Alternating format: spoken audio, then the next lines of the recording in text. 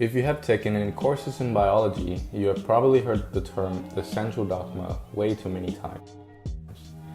In basic terms, it describes how the genetic information flows from DNA to RNA to protein, and it used to be the only principles that governs how infectious agents, such as viruses, use nucleic acids to reproduce infectivity. Francis Crick first coined the term the central dogma in 1958, and he said, "The transfer of information from nucleic acid to nucleic acid, or from nucleic acid to protein may be possible, but the transfer from protein to protein, or from protein to nucleic acid is impossible." A remarkable discovery by Dr. Stanley Prisner, an American neurologist and biochemist, appeared to be an exception to this fundamental biological concept. Well, that was definitely a bold statement to say, depending on how you want to look at it, but at least I got your attention. In his 1982 paper titled "Novel Proteinaceous Infectious Particles Cause Scrapie," Dr. Prisner described an infectious particle composed of entirely protein, proving that information could be carried from protein to protein. He explained how the infectious agent was not inactivated by several procedures modifying nucleic acids, but instead was sensitive to alkaline solution in certain proteases. Therefore, the macromolecule responsible for this infectivity must be protein. The scientific work earned him a Nobel Prize in Physiology and Medicine in 1990, and this infectious agent is now known to be responsible for a class of disease called prion diseases. The name prion is derived from proteinaceous infectious particle, describing its infectivity or the ability to transmit its conformation to other proteins. In the early days, when the prion concept was still new to the scientific world, the reaction was furious to say the least. Some critics even accused Prisner for choosing a name that too closely resembled his family name. Dr. Prisner claimed in his memoir that that was never his intention. Prion are responsible for many deadly diseases, which can happen in humans and animals alike. The earliest prion-related illness was discovered in the 1730s, called scrapie, which affected sheep and goat. The name came from the fact that affected sheep scrape up their wool against fences and trees, presumably because of itchiness. Today, many neurodegenerative disorders of this kind have been identified. In humans, they're Kuru, Creutzfeldt-Jakob disease, or CJD for short, fatal insomnia, and GSS. I will not delve into the different symptoms of these illnesses. Some of them happen spontaneously, such as in the case of sporadic CJD and sporadic fatal insomnia. Some are hereditary, such as in familial CJD, fatal familial insomnia, and GSS.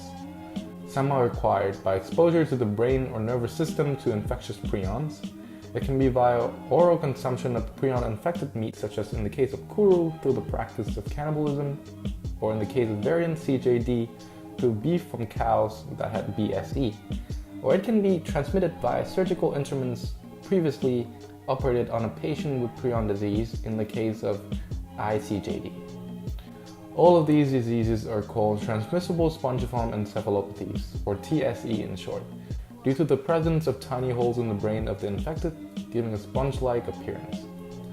What caught the attention of the scientists was the fact that the disease was transmissible, but there was absolutely no evidence of inflammation, which is the usual indication of a virus infection. There are many different classes of prion. When we refer to the infectious prions, we are talking about PRPSC, short for prion protein scrapie. Another kind of prion, PRPC, is not infectious and is universally found in our bodies on membranes of cells or especially neurons. PRPSC and PRPC are isoforms of one another. They have the same primary sequence but differ vastly in secondary, tertiary, or quaternary structures. Let's take a closer look at the structure PRPC. In class, we have seen an example of the prion protein as a GPI anchor protein. The physiological function of PRPC is still not clearly known. Previously, mice knocked out for the gene that codes for this protein show no physiological or developmental differences.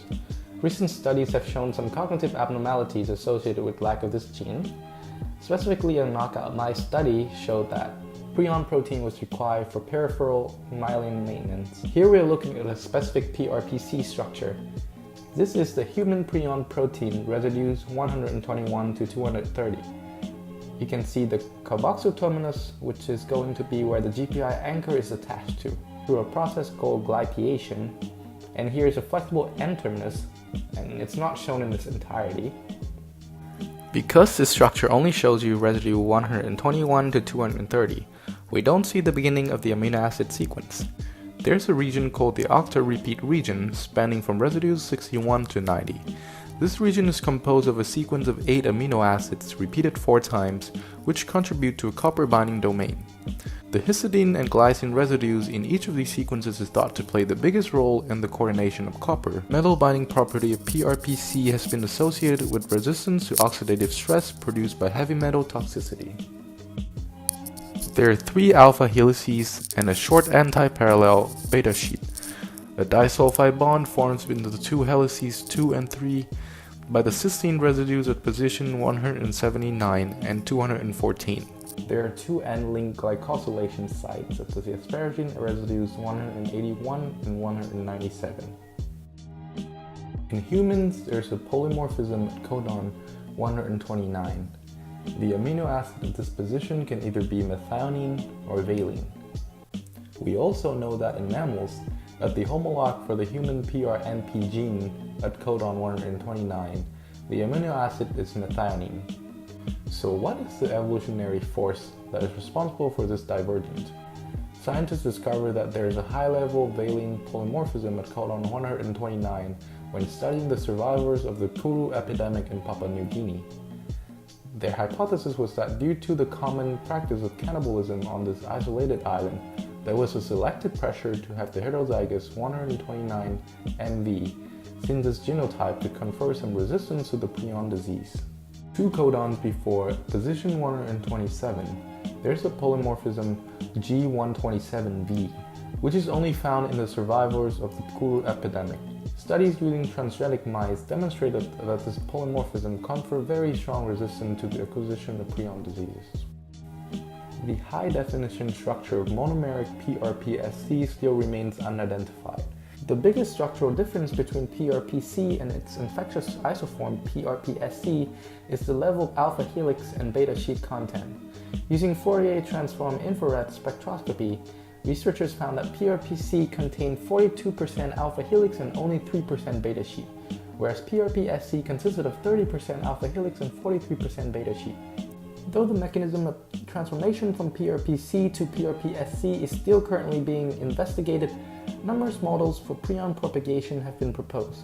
The first model to explain this phenomenon was the heterodimer model, in which PRPSC propagates using a strictly conformational post-translational transition with PRPC as substrate.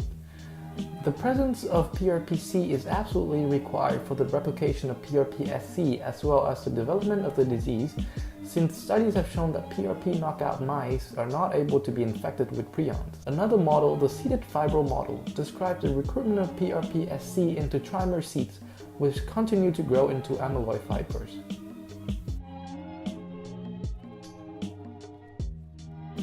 This is a really brief overview of what I was able to learn about prions recently. I am certain that there is a whole world of exciting prion science out there that I have not addressed. Nevertheless, my best wishes to researchers and scientists that we will soon be able to unfold the mysteries of this protein.